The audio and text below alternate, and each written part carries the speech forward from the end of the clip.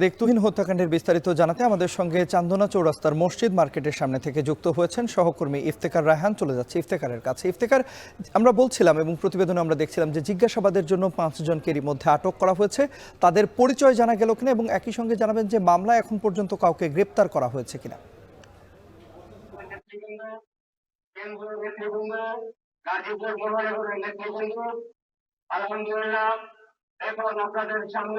জি, এখন পর্যন্ত আসলে আমরা যতটুকু সবশেষ জানতে পেরেছি যে জিজ্ঞাসাবাদের জন্য 5 জনকে আটক করা হয়েছে। তবে আইন শৃঙ্খলা বাহিনীর পক্ষ থেকে জানানো হয়েছে যে যেহেতু তাদেরকে এখন পর্যন্ত তারা এই ঘটনার সাথে জড়িত কিনা সে বিষয়ে এখন পর্যন্ত নিশ্চিত নয়। শুধুমাত্র জিজ্ঞাসাবাদের জন্য তাদেরকে থানায় নেওয়া হয়েছে।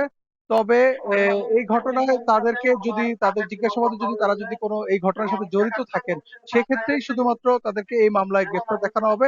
এই যে জন্য যে কারণে আইন শৃঙ্খলা বাহিনীর পক্ষ থেকে বলা হয়েছে যেন গণমাধ্যমে যেন এই বিষয়ে যেন কোনো ধরনের বিভ্রান্তি যেন তৈরি না হয় সেজন্য তারা জানিয়েছেন। পাশাপাশি এখন কিছুক্ষণ আগে কিন্তু যে নিহত যে সাংবাদিক আসাদুজ্জামান তুহিন তার মরদেহটি স্বজনদের কাছে হস্তান্তর করা হয়েছে এবং স্বজনদের কাছে হস্তান্তর করার পর তার মরদেহটি নিয়ে আসা হয়েছে গাজীপুরের যে চান্দনা চৌরাস্তা যে কেন্দ্রীয় ঈদগাহ ময়দান সেই ঈদগাহ ময়দানে নিয়ে আসা হয়েছে এবং সেখানে কিছুক্ষণের মধ্যেই তার জানাজা অনুষ্ঠিত হবে। এবং এই জানাজায় আমরা দেখেছি যে নিহত সাংবাদিকের সহকর্মী, তার দীর্ঘদিনের যারা সহকর্মী, বন্ধু বান্ধব ছিলেন, পরিবার স্বজন, আত্মীয় স্বজন ছাড়াও এই আশপাশের এলাকার যারা বাসিন্দা রয়েছেন তারা কিন্তু এখানে এসেছেন এবং তারা এক নজরে তার মরদেহটি দেখার জন্য কিন্তু এখানে ভিড় করছেন।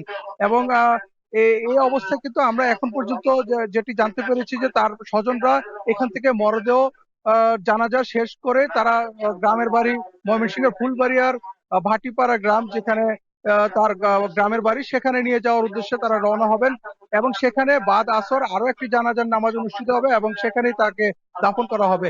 এবং এই ঘটনায় কিন্তু আমরা দেখেছি যে সকাল থেকে কিন্তু বিভিন্ন রাজনৈতিক সংগঠন পাশাপাশি সাংবাদিকদের মধ্যে কিন্তু এক ধরনের ক্ষোভ বিরাজ করছে। সাংবাদিক সংগঠনগুলো মানববন্ধন বিক্ষোভ কর্মসূচি পালন করেছে গাজীপুর প্রেস ক্লাবের সামনে।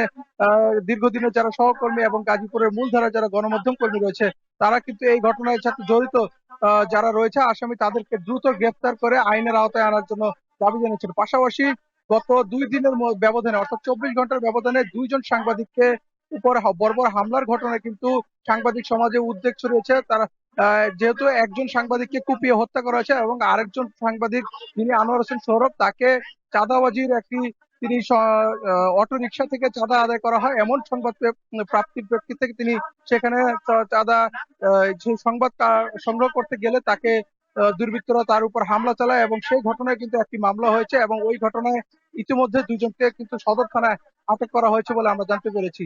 সামগ্রিকভাবে বলা যায় যে 2 দিনের ব্যবধানে 2 জন সাংবাদিকের উপর হামলার ঘটনা এবং পাশাপাশি আজকে আরেকজনের বস্তাবন্দি মরদেহ উদ্ধারের ঘটনা কিন্তু নগরবাসীর মধ্যে এক ধরনের আতঙ্ক বিরাজ করছে, এক ধরনের উদ্বেগ বিরাজ করছে। তো এই ছিল আমার কাছে গাজীপুর চান্দনা চৌরাস্তা থেকে সবশেষ তথ্য।